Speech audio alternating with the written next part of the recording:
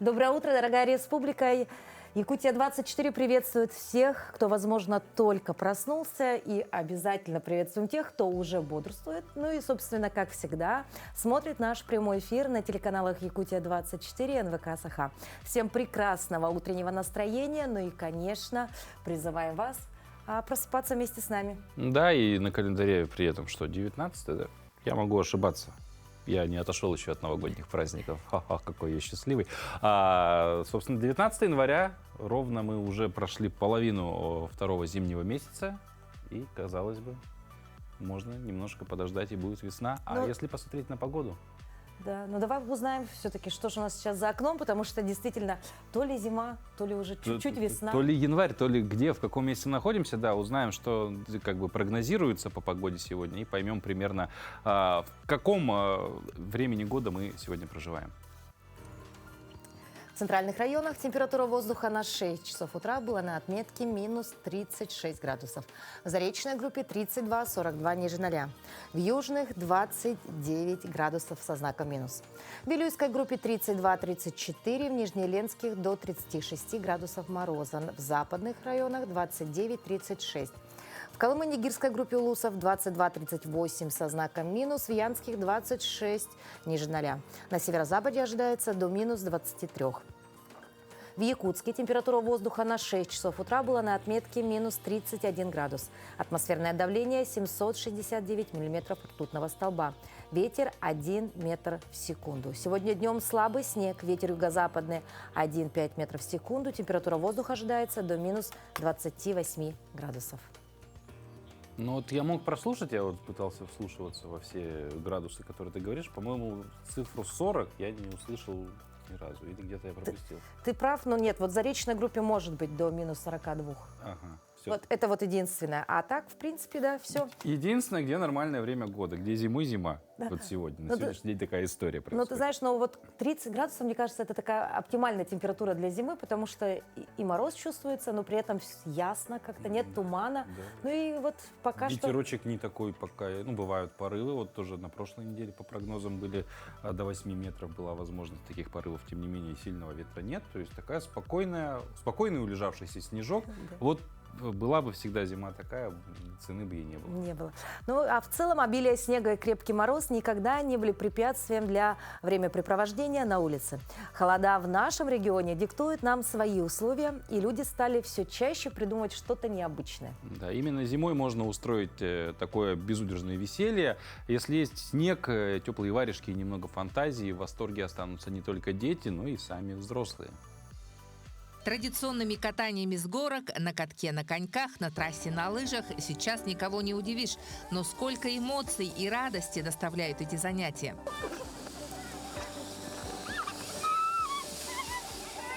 А если хочется чего-то необычного? Якутия задает моду на зимние забавы. Сделаем якутский салют. Почему якутский? Потому что он получается только в минус 30 и ниже. Почему салют? Потому что хорошее настроение и эндорфины, гормоны счастья, помогут не хуже, чем все другие способы. Раз, два. Мыльные пузыри зимой, думаете, не получится? А оказывается, еще как.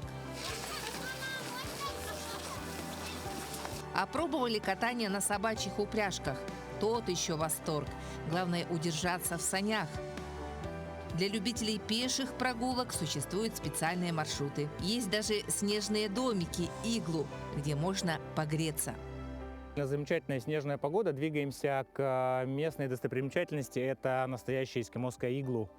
Сейчас мы найдем это таинственное место, посмотрим, как это выглядит, и, возможно, даже попадем внутрь. Возле иглу еще можно и порезвиться.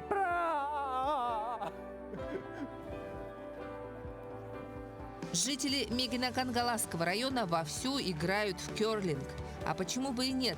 Катки есть, а необходимый инвентарь можно изготовить и самим. Правила игры простые.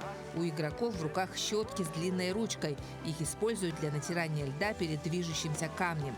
Основная цель игры – набрать как можно больше очков, продвигая свои снаряды к мишени и попутно выбивая чужие камни из домов.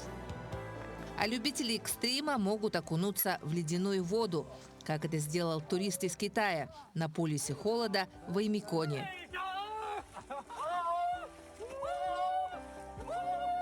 Правда, не всем это советуем, ведь прежде чем окунуться, нужна серьезная подготовка, чтобы не было последствий для здоровья.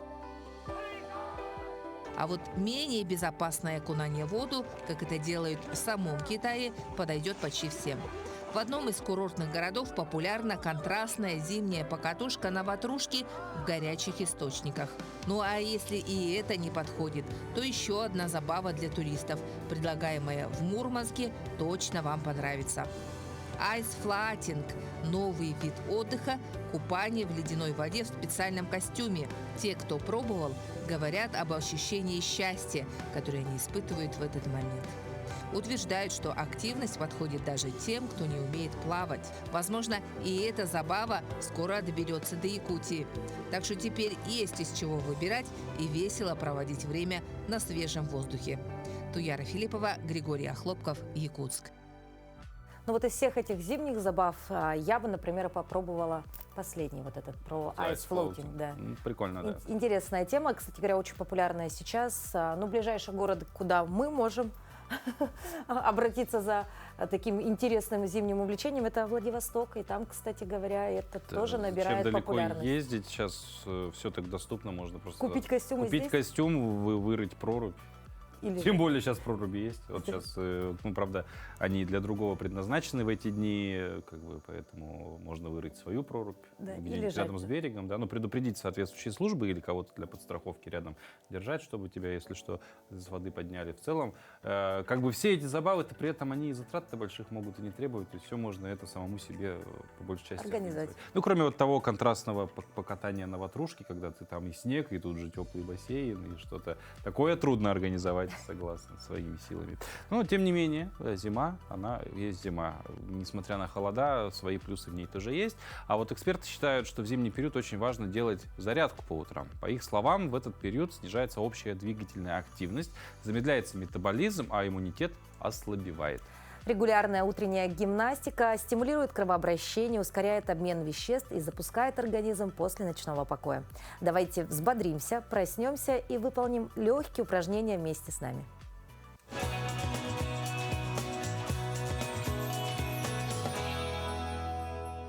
Всем доброе утро! У нас сейчас будет с вами зарядка на все тело. Начнем с разминки. Сделали глубокий вдох и выдох. Еще раз вдох внизу, наверху выдох. И последний раз глубокий вдох с приседом и наверху выдох. Повороты головы в правую сторону. Раз, два, три, четыре. Вниз, вверх. Раз, два, три, четыре. Наклон, круговые движения головы в правую сторону. Раз, два, три, четыре. И влево. Раз, два, три, четыре. Руки перед собой, кисти рук влево-вправо, влево-вправо. Локтевой сустав вовнутрь. Раз, два, три, четыре. И внаружи. Раз, два, три, четыре. Руки на плечи, круговые движения вперед. Раз, два, три, четыре. И назад. Раз, два, три, четыре. Рывки руками. Раз, два, три, четыре. Раз, два, три, четыре. Руки на пояс. Тазобедренным суставом в правую сторону. Раз, два, три, четыре. И влево. Раз, два, три, четыре. Руки на пояс. Правую ножку. Круговые движения вращаем в правую сторону. Раз, два, три, четыре. И вовнутрь. Раз, два, три, четыре. Теперь другая нога левая. Раз, два, три, четыре. И вовнутрь. Раз, два, три, четыре. Руки на коленки. Коленки чуть согнули. И работаем во внутреннюю сторону. Круговые движения. Раз, два, три, четыре. И внаружи. Раз, два, три, четыре. Встряхнули ноги и ручки. Сделали вдох, выдох. И наше с вами первое упражнение – это касание ладонь коленом. Поехали. Раз, два, три, четыре, пять, шесть, семь, 8, 9, 10. Выдох. Раз, два, три, четыре, 5, 6, 7, 8, 9, 10. Следующее упражнение – джампинг на шагах. Шаг в сторону. Выдох. выдох, ручки наверх. 3, 4, 5, 6, 7, 8, 9, 10. И еще раз. Раз, два, выдох. 3, 4, 5, 6, 7, 8, 9, 10. Сделали глубокий вдох и выдох. И сразу следующее упражнение. Локоть, колено, ручки за голову. Выдох, выдох. Поехали. Раз, два, 3, 4, 5, 6, 7, 8, 9, 10. Сделали глубокий вдох и выдох. Следующее упражнение. Также ручки за голову, колено, локоть только в стороны. Убираем наши бока. Поехали. Раз, два, 3, 4, 5, 6, 7, 8, 9, 10. И еще раз. 2, выдох. 3, 4, 5, 6, 7, 8, 9, 10. Сделали глубокий вдох и выдох. И с вами последнее упражнение – это присед, колено. Присед, колено. Поехали. Вдох, выдох. Раз, два, 3, 4, 5, 6, 7. Выдох.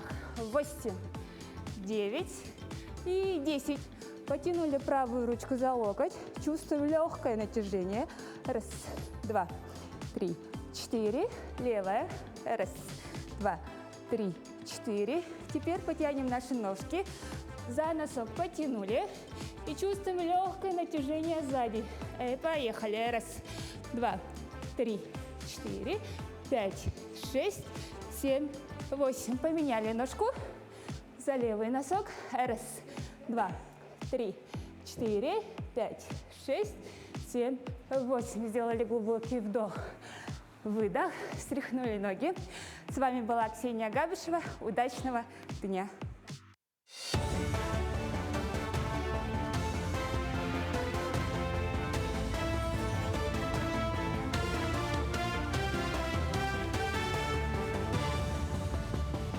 Доброе утро, Якутия. Далее блок новостей. Крещенские купания будут проходить с 18 по 20 января, во время которых на официальных купелях будут дежурить водолазы. Спасатели напоминают, что окунаться можно только в специально оборудованных местах и строго в трезвом состоянии. Запрещено нырять с головой, находиться в воде более минуты и выезжать на лед на автомобилях. После купания нужно сразу растереться полотенцем и надеть сухую одежду. Детям разрешено участие только под присмотром взрослых. А при любых недомоганиях от погружения лучше отказаться.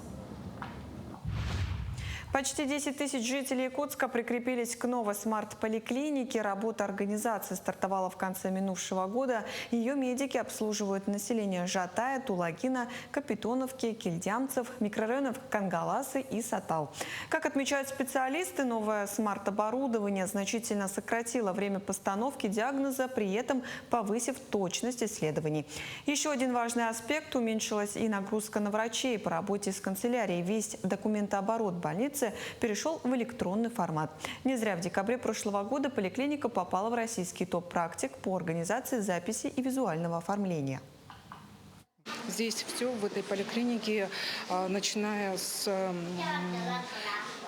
обычных простых методик до сложного оборудования. Вы видите здесь, что у нас и КТ-аппарат есть, и МРТ-аппарат, очень серьезное реабилитационное оборудование, которое необходимо для реабилитации пациентов. Так что все, что необходимо, здесь есть. В Якутске прошло торжественное открытие Года единства народов России. В церемонии приняли участие представители общественных и национально-культурных организаций. Также состоялось награждение лучших проектов национальных объединений 2025 года. На сцене выступили творческие коллективы разных народов с песнями, танцами и национальными костюмами. В течение Года единства народов России планируется проведение различных форумов, фестивалей и культурно-образовательных мероприятий. Все национально-культурные объединения, каждый носитель национальных культур, все люди от мала до велика будут объединяться под крышей Дома дружбы, будут нести желание объединяться в своем сердце, будут стремиться к добру и делать его вместе. И я думаю, что этот год принесет нам немало таких хороших, позитивных, сильных результатов. А самое главное, мы должны объединиться ради победы нашей страны в специальной военной операции. Великий пехлеван, так называют якутского борца вольного стиля Александра Иванова. Он является серебряным призером Олимпийских игр в Монреале и заслуженным мастером спорта СССР. В честь 75-летия Александра Иванова в Якутском музее открылась выставка, на которой представлены его личные награды, включая олимпийскую серебряную медаль, а также фотографии ключевых моментов его карьеры. Также посетители могут ознакомиться с материалами, рассказывающими о пути спортсмена к успеху и его значительном вкладе в развитие якутского спорта. Этот музей расскажет вам мою спортивную жизнь, которую многие знают, которую в 1976 году в Монреале, как говорится, сделали триумф. Триумф якутских борцов. Это вот его стиль борьбы стал уже, можно сказать, искусством. И очень приятно, что сегодня вот прошли именно те поклонники спортивной вольной борьбы и очень много молодежи.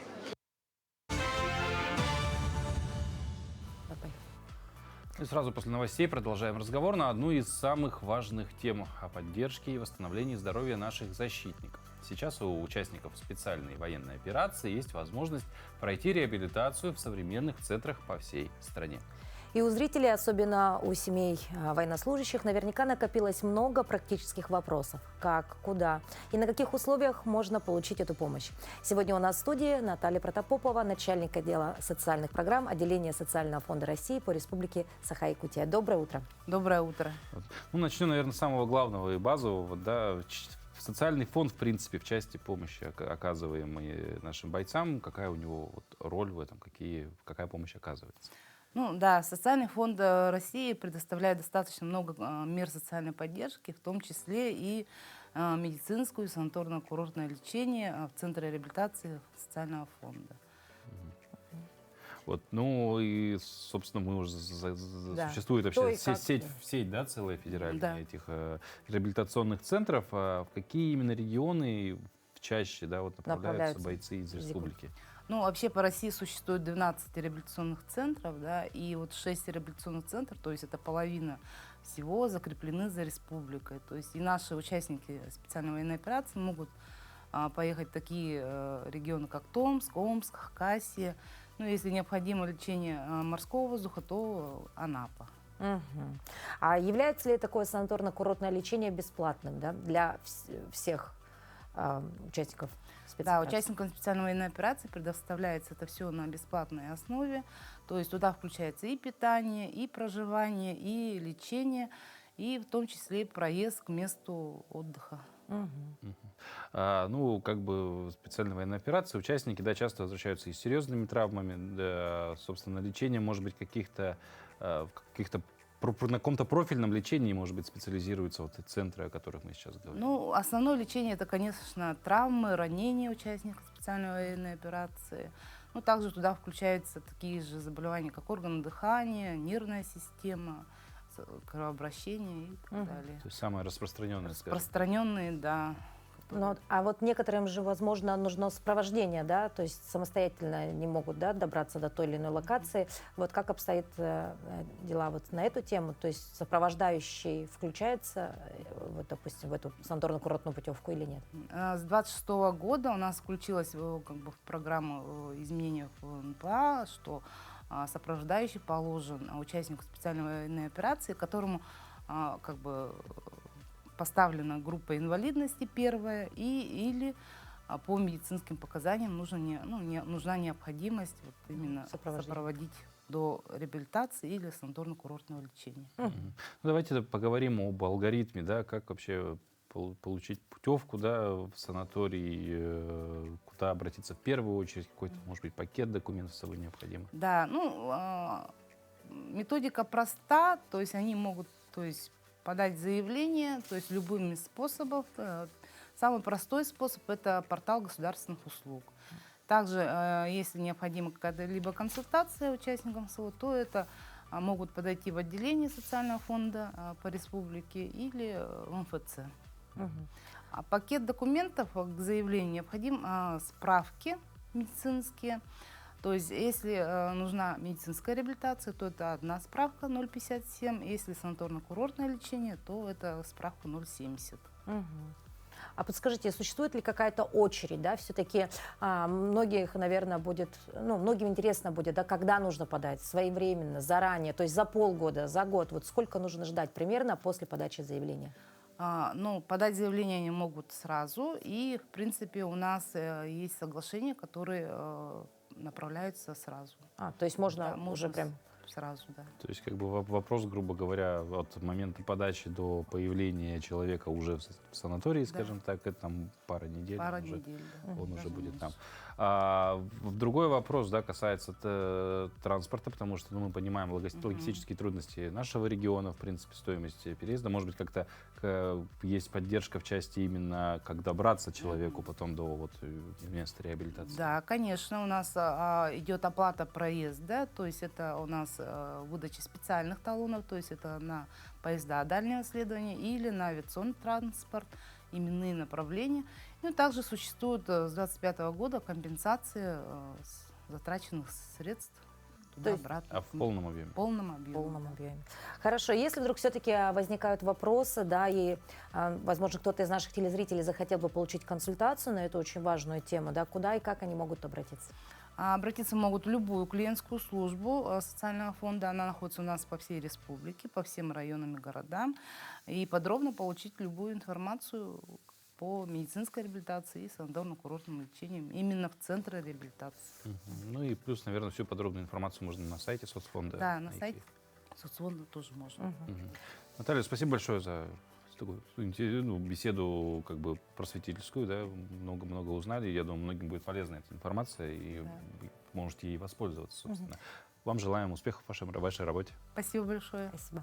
Ну а мы движемся далее. Напоминаем вам о том, что сегодня 19 января, и вот почему-то на ум сразу пришла такая известная фраза, да, что в жизни всегда есть место празднику, а если есть праздники, должны быть и поздравления. Да, ну вот как бы иногда бывает, что не с чем поздравить, а кому-то вообще вот не нужно придумать что-то, он сразу придумает, с чем человек можно поздравить. Если вы к этой категории лиц не относитесь, но вот праздника хочется, а не знаете, с каким днем сегодняшний день ассоциировать, то следующая рубрика специально для вас. Узнаем о событиях, которыми этот день сегодня в календаре отмечен. На календаре 19 января. Сегодня Крещение, Святое Богоявление, один из главных православных праздников. В этот день церковь отмечает вхождение Иисуса Христа на путь служения людям. По преданию, Сын Божий прошел обряд крещения в водах реки Иордан. И сегодня во льду рек делают прорубь в виде православного креста под названием Иордань. Считается, что в крещенскую ночь вода приобретает чудесные свойства и становится целебной. Этот день в истории. 19 января 1920 года состоялась закладка памятника Герцену и Огареву. В 1955 году в этот день президент США Эйзенхауэр провел первую в мире телевизионную пресс-конференцию. В 1963 году, 19 января, состоялось сенсационное выступление «Битлз» на сцене театра «Палладиум» в Лондоне. В этот день родились Эдгар По, американский поэт, писатель, критик; Поль Сезанн, французский художник, постимпрессионист; Валентин Серов, русский живописец, классик мировой живописи; Михаил Исаковский, советский поэт, прозаик, переводчик; Светлана Хоркина, российская гимнастка, двукратная олимпийская чемпионка. Ну вот, как мы уже сказали, уже, можно сказать, половина января позади. Уже даже больше. Чуть больше половины января позади, да. Ну и вот здесь возникает вопрос. Возможно, у многих из нас этот вопрос возникает часто, потому Как, что... как до зарплаты аванса дождаться, потому что далеко еще как будто бы до них, ну, некоторым понятно, что от графика выплат все зависит, но многие люди после новогодних праздников, да, они сталкиваются с этим вопросом. Вот как же восстановить бюджет после длинных новогодних каникул? Какие большие траты в конце года порой оказываются серьезным испытанием для нашего кошелька? Обо всем об этом подробнее в нашей рубрике «Финансовая грамотность». Даже если строгий учет финансов наводит на вас тоску, без четкого плана не обойтись. Составьте список необходимых трат. Ваши обычные расходы на еду, проезд и другие важные вещи можно посмотреть, например, в банковских приложениях. Оцените, сколько денег у вас есть и какая сумма остается на жизнь после вычета обязательных расходов. Разделите ее на количество дней до следующей зарплаты. Это и есть ваш суточный бюджет. Придерживаться лимита трат помогут бесплатные финансовые приложения. Подумайте, от чего можно временно отказаться или заменить привычные покупки более доступными вариантами. Например, большая пачка чая или стирального порошка обычно выгоднее маленькой. Составляйте меню на неделю, стараясь учесть продукты, которые у вас уже есть, и докупайте только то, чего не хватает. Пересмотрите свои привычки. Например, можно хорошо сэкономить, если бросить курить. Проверьте, не платите ли вы за то, чем не пользуетесь, скажем, за лишние услуги в тарифе сотового оператора или за подписку на онлайн-кинотеатр. Избегайте долгов. Кредитная карта с беспроцентным периодом, бесплатная рассрочка или возможность платить частями – это хорошие приемы, когда вы попались в непростую ситуацию финансовую какой-то период, но злоупотреблять такими способами оплатами не стоит. И нужно обязательно следить за взносами, за датами, когда вы должны принести определенный взнос, определенную сумму. Покупать в кредит или со отсрочкой платежей нужно только те вещи, без которых вы не сможете обойтись. Иначе вы рискуете попасть в такую ситуацию, что вся ваша будущая зарплата уйдет на погашение долгов, и вы можете даже уйти в минус. Проведите ревизию того, что у вас есть. В выходные расхламите свой дом. Не исключено, что кому-то пригодится одежда, которую вы больше не носите. Это и многое другое можно продать на сайтах объявлений. Также воспользуйтесь шансом пополнить свой бюджет за счет налоговых льгот. Если вы тратили деньги на лечение, обучение или спорт, вы вправе вернуть 13% расходов с помощью социального налогового вычета. Сумма такого возврата за 2025 год может достигать 19 500 рублей. А возврат за обучение детей, дорогостоящее лечение или благотворительность может превышать сумму этого лимита. Но в любом случае вернуть вы можете не больше НДФЛ, который вы уплатили со своих доходов за год. Если вы ранее не обращались за вычетом, то вы можете запросить вычет не только за прошлый, но и за 2 предыдущих года. Вы также можете вернуть часть уплаченных налогов из других трат. Например, если вы покупали жилье, платили ипотеку, либо вкладывались в долгосрочное страхование жизни или дополнительное пенсионное обеспечение. Прикиньте уже сейчас, сколько вы готовы потратить на следующее торжество и удастся ли при этом не уйти в минус. Решите, какие покупки можно не откладывать до нового предпраздничного ажиотажа и роста цен из-за повышения спроса. И когда такие расходы будут наименее болезненными для вашего бюджета.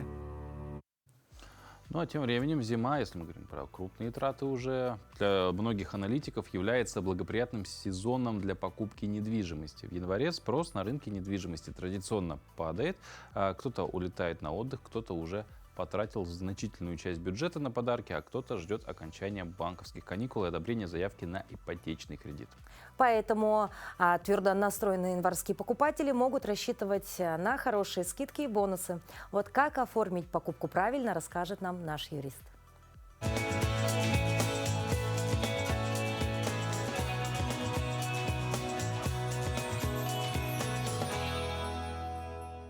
Здравствуйте! Сегодня поговорим о покупке недвижимости и о рисках. Покупка недвижимости остается одной из самых крупных финансовых сделок в жизни граждан. Ежегодно в России оспаривается более 300 тысяч сделок с недвижимостью. Основные риски для покупателей включают утрату права собственности, судебные разбирательства с третьими лицами, чьи права были нарушены, а также наличие лиц с пожизненным правом проживания в квартире, либо появление дополнительных наследников. Проверка юридической чистоты квартиры – это первый и самый важный этап в покупке недвижимости. Правоустанавливающие документы. Такими документами являются договор купли-продажи, либо свидетельство о праве на наследство. Кроме того, правоподтверждающие документы – это выписка из Единого государственного реестра недвижимости. А в выписке из реестра недвижимости обязательно проверьте раздел об обременениях и ограничениях. Здесь указывается информация о залогах, арестах и других ограничениях права собственности. Для законности сделки могут потребоваться различные согласия и разрешения от третьих лиц и государственных органов.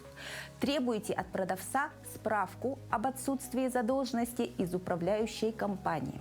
Особенностями покупки на первичном рынке, конечно же, является проверка застройщика и самого проекта.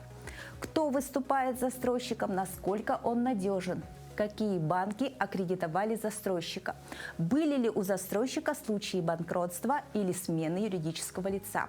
Кроме того, необходимо запросить проектную документацию, сроки сдачи и передачи объекта, гарантии и ответственность застройщика. Особенности покупки на вторичном рынке. История квартиры, частота сделок. Если за последние 3-5 лет квартира меняла собственников более 1 или 2 раз, это может сигнализировать о быстрой перепродаже после сомнительных сделок. Проверьте, кто зарегистрирован в квартире, и особое внимание уделите квартирам, где доли принадлежат нескольким лицам. Согласие каждого на сделку должно быть нотариально заверено. Подведем итоги. Начните с проверки правоостанавливающих документов и обременений, запросив свежую выписку из Государственного реестра недвижимости. Также тщательно оцените техническое состояние квартиры и дома, убедитесь в законности перепланировок и исправности инженерных систем. Также учитывайте специфику выбранного рынка. У новостройки – это надежность застройщика и сроки сдачи, у вторички – причины продажи и история переходов прав. Знайте ваши права. Стоит ли брать квартиру в начале года? Наверняка такая мысль приходила в голову каждому, кто в ближайшее время все-таки планирует покупку квартиры. На помощь приходят, конечно, советы риэлторов, юристов, а порой и к звездам можно обратиться, ну, к тем, которые вот на небе светят. А в гороскопе, потому что, ну, да, как бы к звездам шоу-бизнеса в квартирном вопросе лучше не обращаться, как вы поняли. Но это, конечно, все шутки. Все-таки, да, мы обращаемся к астрологическим прогнозам, потому что в гороскопе зачастую, да, указывают благоприятные и неблагоприятные периоды для сделок с недвижимостью. Вот кому и в чем повезет на этой неделе, может быть, не с недвижимостью, а в целом, в делах, в общении и так далее, давайте узнаем.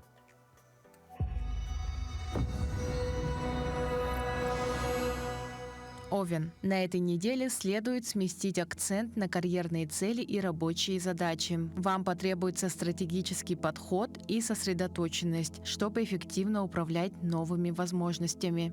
Не избегайте ответственности. Этот период может стать отправной точкой для важного профессионального движения. Телец. Планеты концентрируют энергию в секторе карьеры и статуса. В середине недели возможен неожиданный поворот в профессиональных делах. Например, нестандартное решение сложной задачи или изменение отношений с руководством. Это время проверить, на чем держится ваша финансовая безопасность.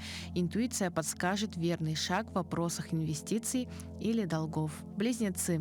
Вас потянет к новым горизонтам, как интеллектуальным, так и физическим. Возможно, спонтанная поездка или поступление важного известия издалека. Среда и четверг идеально подойдут для заключения договоров или публичных выступлений. Ваши слова обретут особый вес. Рак. Глубинные процессы, связанные с общими ресурсами, доверием и трансформацией, выходят на первый план. Может неожиданно решиться вопрос с кредитом, наследством или инвестицией. Эмоциональная близость с партнером потребует искренности и смелости. К концу недели появится ясность в том, какие обязательства стоит нести, а от каких лучше будет отказаться. Лев. Отношения как деловые, так и личные становятся главной темой недели. Партнер может поразить вас неординарным предложением или поступком. В конце недели внимательнее отнеситесь к деталям совместных финансов и юридическим нюансам. Договоренности лучше закреплять на бумаге. Дева. Звезды акцентируют работу, здоровье и рутину. Найдутся способы оптимизировать процессы благодаря нестандартному подходу или новой технологии. Возможны неожиданные визиты или срочные мелкие задачи. А к выходным у вас появится вдохновение для творческого хобби или романтического свидания. Весы. В середине недели вас может посетить вдохновляющая идея, связанная с хобби, детьми или романтическими отношениями. Для одиноких вероятно яркое внезапное знакомство. Однако после 21 января возможны трения в бытовых или рабочих вопросах с коллегами. Ищите баланс между полетом фантазии и земными обязанностями. Скорпион.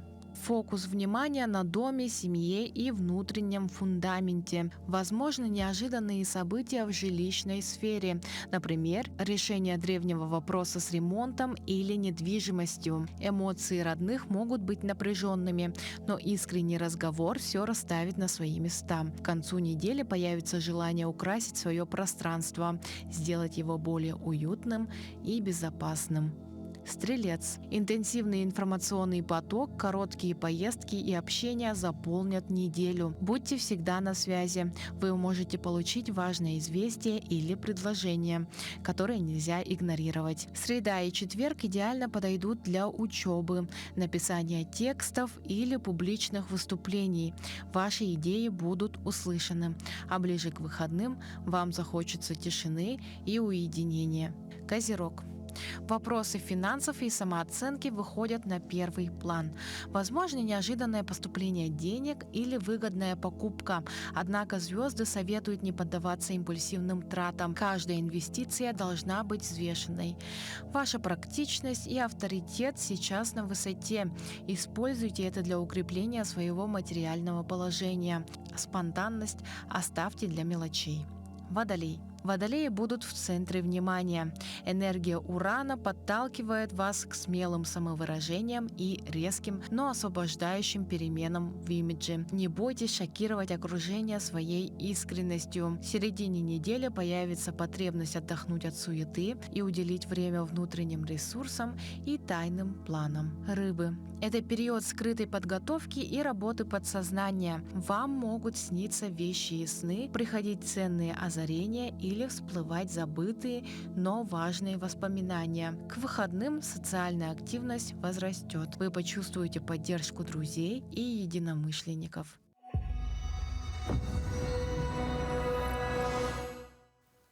Ну вот, Паша, в целом ты веришь гороскопу? Ну, не то чтобы прям верю, иногда просто интересно что-то посравнивать, там как-то вот там мое, там, ну, глобально, да, что вот там такой знак зодиака, вот он такой, сравниваешь с людьми, сравниваешь с собой, действительно ли это так или действительно, потому что все-таки многообразие даже внутри одного знака зодиака, понимаешь, что многообразие, разность людей огромная. Ну вот ты говоришь про знаки зодиака, а если говорить про китайский гороскоп, ну он же восточный гороскоп? Там, наверное, как-то есть одна общая там черта, допустим, для тех представителей там определенного знака восточного гороскопа. Ну, там, кто есть собаки, да, собака, что друг человека, верный. В принципе, сколько людей, рожденных в год собаки, я встречал, они все отличаются, да, вот этой верностью, да, дружбой. Ну, в целом, конечно же, китайский гороскоп – это такая астрологическая система, принятая, конечно же, в первую очередь в китайской культуре. Согласно ей, каждый год обозначается одним из 12, как ты сказал, животных, да, и одновременно оказывается еще и 10 стихийных форм. Да, кстати, это тоже отдельная история, но там все очень надо много изучать и понимать. В общем, есть чему поучиться у них, а тем временем герои нашего следующего сюжета в свою очередь знакомятся с русской культурой и получают профессию. Владивосток – место, где учатся студенты из самых разных стран. Корея, Африка, Колумбия, Индия, Китай, Белоруссия. Так что давайте узнаем, как проходят их студенческие будни. Волк влез в теремок, стали в 5 ломрить. Вот они все в деревне живут, песен поют. Вдруг идет мимо медведь. Так звучит репетиция теремка Самуила Маршака в группе китайских студентов. У доски узнаваемые персонажи: мышка-нарушка, лягушка-квакушка, зайчик-попрыгайчик, волчок-серый бочок. Ребята учат русский всего год, но уже берутся за сложные вещи. Фольклорные тексты с их игрой звуков и ритмов. Когда слова не поддаются, в классе раздается смех. Но это не смех над ошибками, это смех облегчения. Я китаянка, я думаю, русский язык сложно, но это урок интересно. Поэтому, я думаю, можно быстро изучать новые слова. В Китае мы тоже говорим, слушая русский язык. Рядом с ребятами молодой преподаватель Кристина Нарис. Выпускница школы педагогики. Она верит, сказка – это не просто упражнение на произношение. Через такие сценки Кристина не только видит, как растут ее студенты, но узнает их ближе, их нравы, увлечения, скрытые таланты. Моя задача здесь, как и преподавателя в целом, я еще у них и куратор, помочь их направить. Поэтому сейчас я уже знаю, что одна девушка у меня занималась тэквондо много лет, другие, оказывается, у нас чисто писанием занимаются. И по-русски тоже хотят в конкурсах участвовать. Китайские студенты из провинций Шандун, Хэйлудзян и Вэньчжоу приехали в Россию по программе «Русский язык как иностранный». Многие из них привезли с собой друзей, что помогло значительно увеличить количество участников набора. Думали, что наш набор будет всего 15 человек. Но заявок было так много, что нам даже увеличили эту квоту до 100 человек. Конечно же, это не совсем такой вузовский традиционный формат лекций, это больше игровые занятия, это занимательные занятия. Мы таким образом стимулируем профессиональный интерес этих ребят к более такому глубокому, структурному, системному обучению. В первую очередь русскому языку. Ведь это не только про переводчиков. Учиться ребятам по программе еще 3 года. За все это время они смогут не только освоить русский язык через фольклор, но и определиться в профессии, стать преподавателем или менеджером по межкультурной коммуникации. Виктория Заболотина, Александр Малыгин, «Панорама». Несомненно, для многих из этих ребят студенческие годы станут одним из самых ярких периодов жизни. А вот у героя нашего следующего сюжета и детство, и юность были очень насыщенными, потому что он посвятил себя спорту. Да, легенда якутского спорта, выдающийся советский борец вольного стиля. Человек, прославивший свою родину на международной арене, став серебряным призером Олимпийских игр и многократным призером Кубка мира и Европы. И сегодня рубрика «История в кадрах» посвящена Александру Николаевичу Иванову.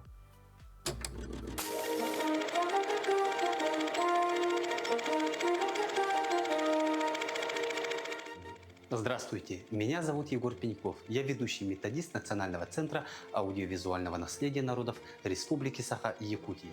Легенда якутского спорта, советский борец вольного стиля, серебряный призер Олимпийских игр, призер Кубка мира, призер чемпионата Европы, неоднократный чемпион и призер чемпионатов СССР, заслуженный мастер спорта СССР – все это Александр Николаевич Иванов. Родился Александр Николаевич Иванов 10 января 1951 года в Чонском наследии Сунтарского улуса Якутской АССР. С ранних лет Александр Иванов проявлял не только физическую силу, но и удивительное упорство, что предвещало его яркое будущее в мире спорта. На этих кадрах вы видите фрагмент кинохроники Восточно-Сибирской студии «Надежды» Дмитрия Коркина 1978 года. С 1966 года Александр Иванов начал занятия вольной борьбой в Сунтарской ДЮСШ, а с 1968 года перешел в Чурапчинскую спортивную школу, где начал тренироваться под чутким наблюдением Дмитрия Петровича Коркина, заслуженного тренера Якутской АССР, РСФСР и СССР. Каждая тренировка была настоящим испытанием, но именно они закалили его характер и научили преодолевать трудности. Александр Иванов стал не только борцом, но и истинным мастером своего дела, способным на равных соперничать с сильнейшими спортсменами мира. А здесь мы видим 1969 год. Александр Иванов участвует в международном турнире в Тбилиси. Еще будучи школьником, Александр Николаевич встретил любовь всей своей жизни – свою супругу Варвару Афанасьевну. В счастливом браке они стали родителями 3 детей и заботливыми дедушкой и бабушкой для своих внуков. В этом году исполняется 50 лет с того триумфального момента, когда Якутия завоевала 3 золотых медаля на Олимпиаде в Монреале. В истории Якутии, где природа щедро одарила людей своей красотой и силой, ярко сияют имена 4 выдающихся спортсменов – Романа Дмитриева, Александра Иванова, Павла Пенигина и Дмитрия Коркина. Их имена давно стали синонимами победы и вдохновения. Александр Иванов не только оставил след в спортивной истории, но и стал источником вдохновения для будущих поколений. Его жизнь – это пример того, как можно преодолевать трудности, стремиться к мечте и никогда не сдаваться. В его сердце всегда горел огонь борьбы, а в его душе – любовь к спорту, что и делает его живой легендой. Это была рубрика «История в кадрах», история триумфа и спортивного наследия Якутии.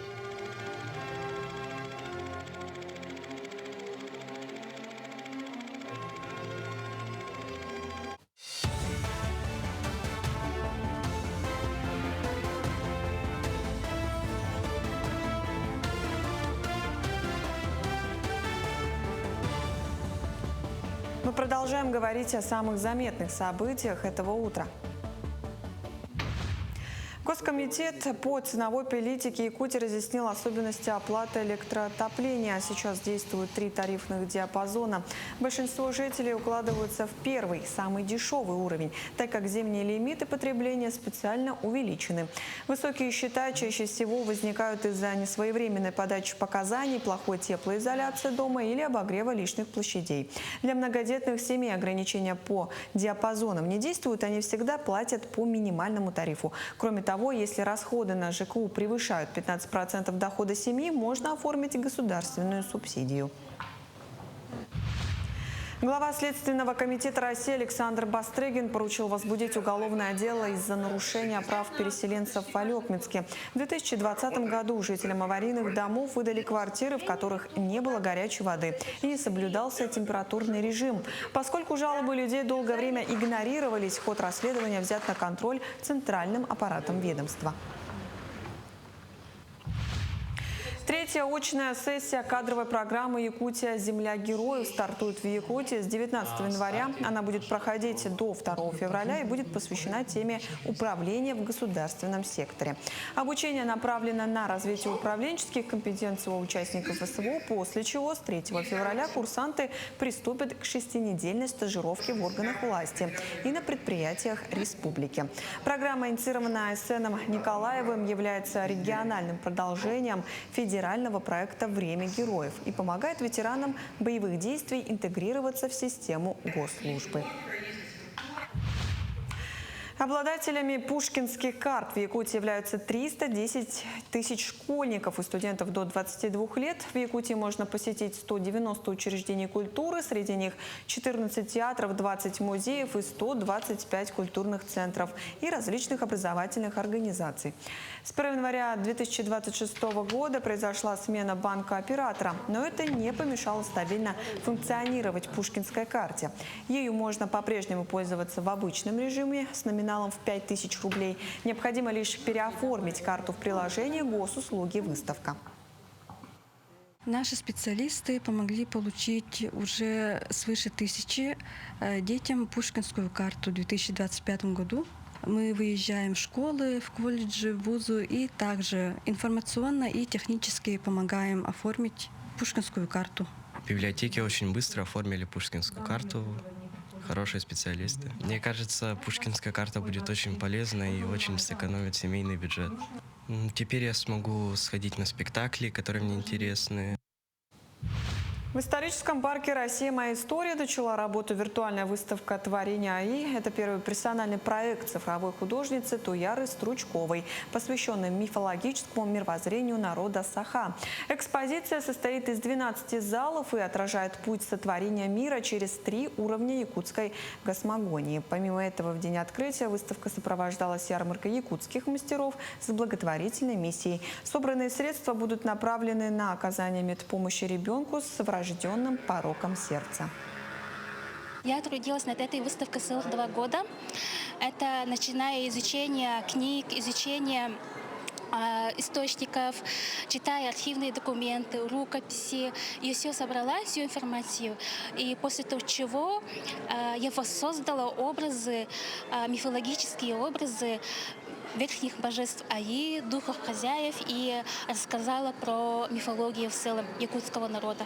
Это мое самое заветное желание — показать миру, что такое наша культура. Это были все новости к этому часу. До встречи в эфире. Вот. Ну, сегодня утром мы уже смотрели от наших коллег, да, второй уже выпуск новостей. Посмотрели, видели информацию о том, во всяком случае, в начале часа, что уже начинаются купания крещенские, ныряние в купель крещенскую, смело, да? Да. Каждый год люди подходят туда, на морозе, казалось бы, пусть и в палатке такой специальной, ну, а где-то и палатки это и нет, от погоды Ну, зависит. а в целом, конечно, это вызов себе, конечно же, это традиция, ну и какого-то рода адреналин. И сегодня, 19 января, тысячи людей по всей республике готовятся к этому главному зимнему обряду.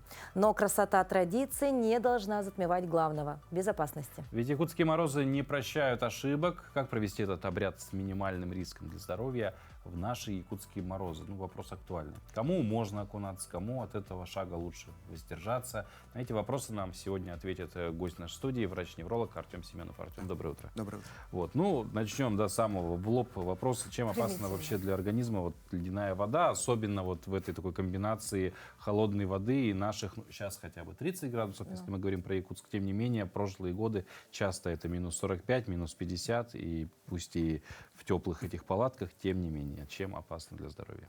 Ну, это большой стресс для организма. Да. То есть, когда человек выходит, ну, уже раздевается, да, это экстремальное воздействие холодных температур, включается симпатическая нервная система, которая отвечает за реакцию «дерись» или «беги». Да, то есть происходит спазм сосудов, происходит выброс адреналина, повышение давления, учащение сердцебиения. И для людей с хроническими заболеваниями это очень может быть опасно. Опасно, да? Ну вот все же давайте представим такую ситуацию. Человек стоит у проруби, да, еще. И вот какие ощущения должны быть уже красным флагом, да, что вообще туда не стоит опускаться, в принципе, хотя бы еще пока ты стоишь на поверхности? Ну, самое главное, это вот если внутри нет однозначного «да», то лучше этого не делать. Да? То есть если есть волнение какое-то, да, если есть учащение сердцебиения, человек трясется от холода, да, ну, в этих случаях, наверное, лучше не, да. Но мне кажется, однозначное «да» может быть только тогда, когда ты хотя бы раз уже вот окунался в купель. Тем не менее, если мы говорим про людей, которые неоднократно это делают, потому что множество людей это делают из года в год, для них это традиция, тем не менее, вот для таких людей что должно быть знаком, что вот лучше в этом году я вот воздержусь? Ну, плохое самочувствие вообще. То есть если есть хронические заболевания или, может быть, появились за этот период, да, то лучше не стоит этого делать. Если есть симптомы простуды, если голова болит, там, ну, да, самое главное именно прислушаться к себе. То есть если есть что-то тебя беспокоит, то лучше не стоит. А вообще существует ли, Артем, какая-нибудь, да, ну, условно, да, безопасная продолжительность нахождения в ледяной воде, да, ну и вообще нахождение при таких температурах? Это экстремальная вещь, да, поэтому сказать, что что-то безопасно, тут есть, ну, такого нет. Да. Чем меньше, тем лучше будет. Ну, мы уже как бы про какие-то стопоры, да, поговорили, что самочувствие плохое и так далее. Тем не менее, существует ли, наверное, это продолжение того вопроса все-таки, но немножко другими словами, а кому категорически нельзя вообще вот этим делом заниматься? Любые хронические заболевания. Да, в первую очередь это заболевания сердечно-сосудистой системы. Если есть высокое давление, если когда-то был инсульт, инфаркт, если есть там сахарный диабет, заболевание щитовидной железы, это, ну, категорически запрещено. Многие уверены, да, что алкоголь перед купанием помогает согреться, да, и, собственно, перенести этот самый холод, да. Мы осуждаем. Да, мы осуждаем, но как с точки зрения все-таки физиологии, да, какие последствия могут быть?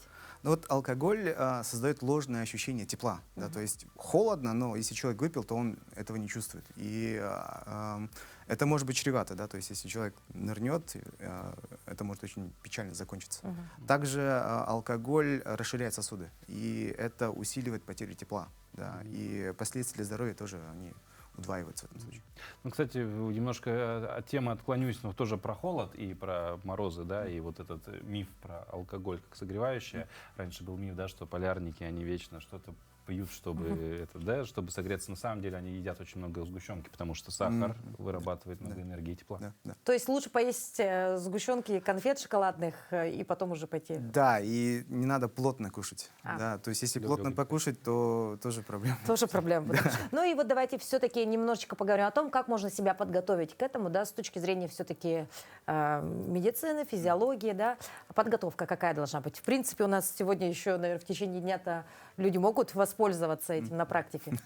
Ну, обязательно надо купаться только в специально оборудованных местах, да, где дежурят МЧСники, где есть врачи, да, там медперсонал, кто может, водолазы, да, кто может подхватить, если что-то случилось. Ну и предпочтительно, конечно, если человек уже давно этим занимается. То есть если там, ну, условные моржи, да, то им это без проблем, никаких вопросов мы к ним не имеем. Вот, ну и, не знаю, как бы... Просто, да. Если решились, решайтесь. Главное, помните все, о чем мы сегодня говорили. Мы уже поговорили о том, что должно быть останавливающим фактором. Такие вещи — это плохое самочувствие, наличие хронических заболеваний. И, опять же, еще раз подчеркнем, что делайте это, если что, только в строго оборудованных местах. Потому что мы знаем много историй, когда не в Якутии, за пределами Якутии это делалось в необорудованных местах и за собой влекло, ну, очень такие грустные. Ну а тем временем незаметно наш эфир подошел к своему логическому завершению. И, как всегда, мы напоминаем вам о том, что если вдруг вы пропустили что-то из нашего эфира, вы всегда можете пересмотреть повторно наше активно телеграм-канале. Там же у нас всегда интересная информация, последние новости. В общем, присоединяйтесь к нашей большой утренней семье. Да, ну и в целом желаем вам отличного дня. Завтра вновь мы увидимся в это же время, в этой же студии и будем встречать день завтрашний. До встречи.